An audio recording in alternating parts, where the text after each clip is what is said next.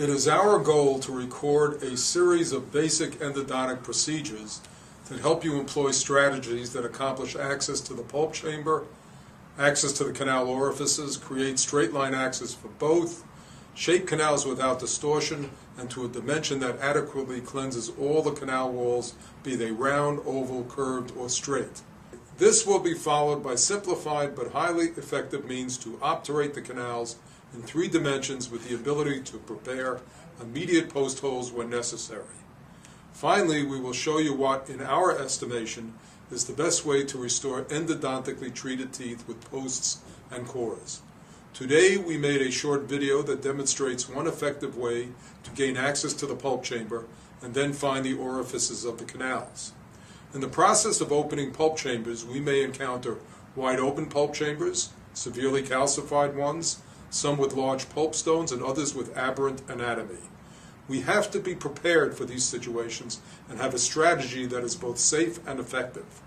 In that light, for each given topic, we may make several videos to better visualize the variety of situations that we may encounter. In this short video, I am going to show you one way to attain excellent access to the pulp chamber, as well as cleaning the pulp chamber in a way that clearly shows the orifices leading to the canals. I've always been partial to the use of high-speed, long-shank round burrs. Typically, I'll use a number 4 round burr, but if the tooth is thin like a mandibular anterior, I'll use a number 2 round. There are occasions when retreating a molar with a cast post in it that I will take away the bulk of the metal using a number 6 round burr. In the example you see in this video, I am making my initial access with a number 4 round burr.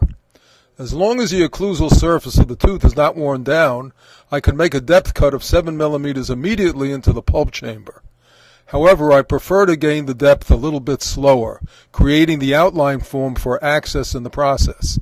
As you can see, at just about the 7 millimeter level of depth, we hit the pulp chamber. Please note that the 7 millimeter corresponds to the end of the taper on the round burr, regardless of its size.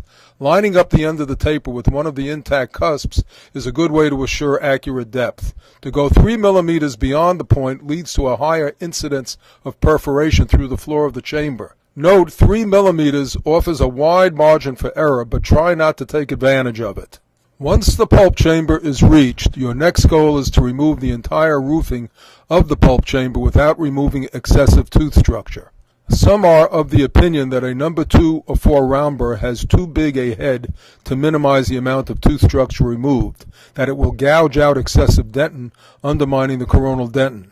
However, once the proper depth is made, the lateral cutting sides of a round burr can be used with a light brushing stroke, making the coronal opening no greater than is needed. Here you see the floor of the chamber. Please note its distinct darker color compared to the lighter circumferential dentin.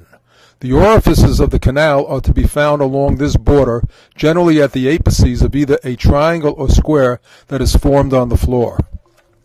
I probe the light, dark dentin border with a sharp explorer, looking for signs of orifices that are the initial openings into the canals. The pulp chamber of this particular maxillary molar is quite calcified and prevented me from gaining access to any of the canals. Consequently, using a light brushing stroke, I remove more coronal dentin, particularly along the light, dark dentin border.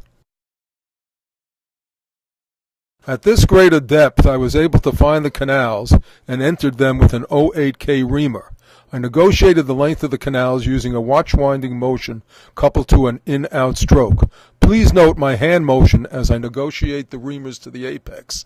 I never use excessive apical pressure. This would just buckle the instruments without aiding in the negotiation of length. Once the 3 canals were found, I started to negotiate the MB2. Please note that this canal is quite narrow and required a fair amount of time to negotiate full length.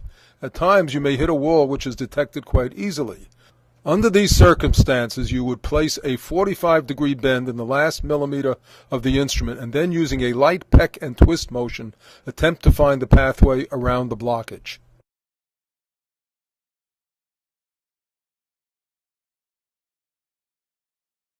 Please note its negotiation to full length.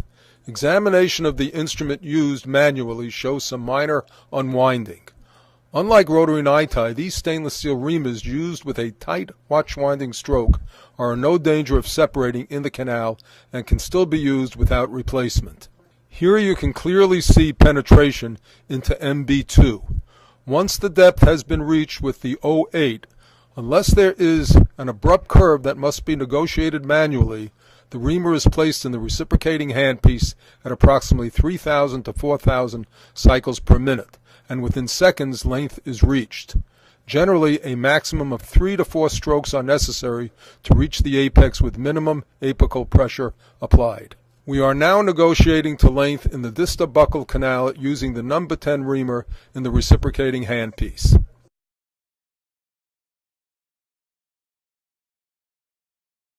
After shaping the canals to a 10, we then take the first relieved reamer and use it in the reciprocating handpiece as seen in the video.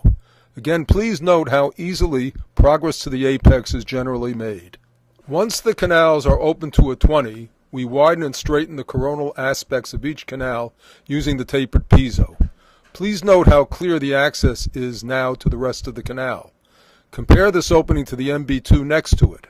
In the process of shaping, all the canals are straightened and widened coronally with the tapered piezo always used primarily against the outer wall of the canal.